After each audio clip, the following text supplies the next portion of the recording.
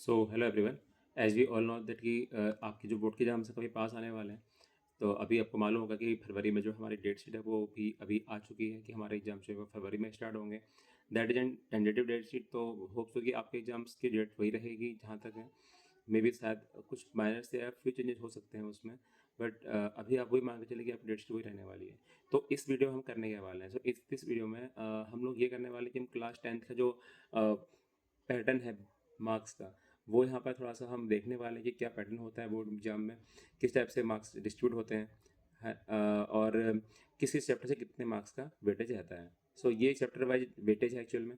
सो और ये जो वेटेज है ये मैंने जो हमारा प्रीवियस ट्रेंड है एक हिसाब से कहते हैं, जो सीबीएसई ने 28 मार्च 2025 को ये जो क्वेश्चन पेपर रिलीज़ किया था, here can see I also mention here.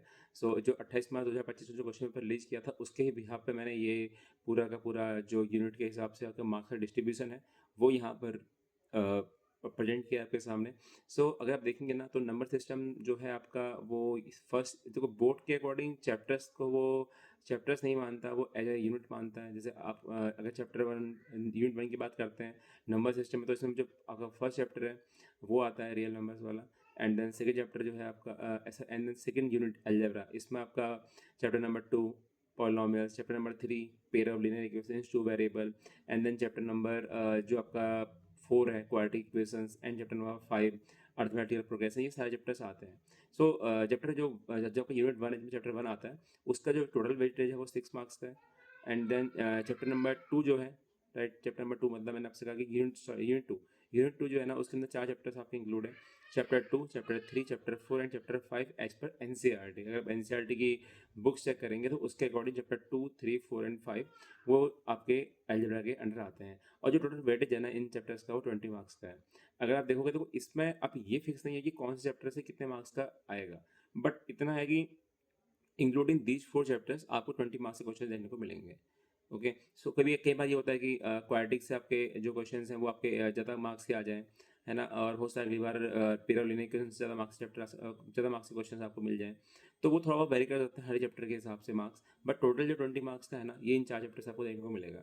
And then उसके बाद में जो कोऑर्डिनेट ज्योमेट्री है, कोऑर्डिनेट ज्योमेट्री आपको पता है चैप्टर नंबर 7 है, ठीक है। तो इसमें आपका 6 मार्क्स का है, ये तो आप जानते हैं, एक ही चैप्टर है तो वहाँ से 6 मार्क्स का आना ही है। देन ज्योमेट्री, ज्योमेट्री के अंदर कौन से चैप्टर्स आते हैं? ज्योमेट्री के अंदर आप देखोगे तो चैप्टर आपका एक है ट्रायंगल, राइट, एक है आपका सर्कल्स। ये तो 2 चैप्टर है ना, ट्रायंगल्स चैप्टर नंबर 6 है, और जो आपका सर्कल्स है वो चैप्टर नंबर 10 है। ये 2 चैप्टर्स का जो टोटल मार्क्स का वेटेज है वो 15 मार्क्स का है, ठीक है ना।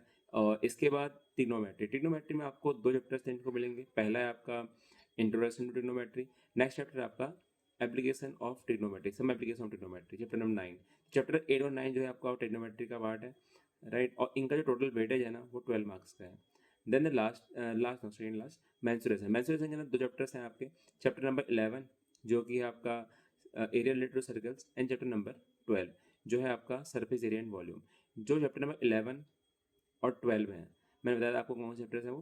पहला है आपका area related to circle, and then next जो है वो है आपका सरफेस एरिया एंड वॉल्यूम। इन 2 चैप्टर्स का जो वेटेज है ना टोटल 10 मार्क्स का है।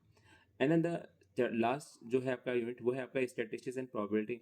तो स्टैटिस्टिक्स आप जानते हैं चैप्टर नंबर 13 है, प्रोबेबिलिटी आप ये भी जानते हैं चैप्टर नंबर 14 है। तो चैप्टर नंबर 13 एंड 14 का जो टोटल वेटेज है ना वो 11 मार्क्स का है। तो ये टोटल वेटेज है 80, अगर काउंट करोगे इन सारे मार्क्स को, then you can find that कि इनका सबका जो सम है ना वो 80 के इक्वल आ रहा है, ठीक है। सो ये जो टोटल 80 मार्क्स हैं ये इस टाइप से डिस्ट्रीब्यूट रहेंगे। इसमें तो अगर अगर इसमें वेरी भी होता है ना तो बहुत ही माइनर से वेरिएशन होगा, ठीक है। तो जहाँ पर 11 आ सकता है वो 12 वो हो जाए, या 10 का 9 हो जाए, इतना सा वेरिएशन, मतलब एक एक नंबर का वेरिएशन मैं मानता हूँ, इससे तो वेरिएशन नहीं रहेगा फिर भी। तो ये आप फाइनल समझ के चलिए कि बोर्ड भी कुछ इसी टाइप के पैटर्न में क्वेश्चंस पूछेगा आपसे। So this is the video related to your pattern और बोर्ड एग्जाम। बाकी नेक्स्ट वीडियो में हम लोग बाकी चैप्टर वाइज जो क्वेश्चंस का डिस्ट्रीब्यूशन है उसके बारे में बात करेंगे। So this is for now, thank you everyone, have a nice day, bye.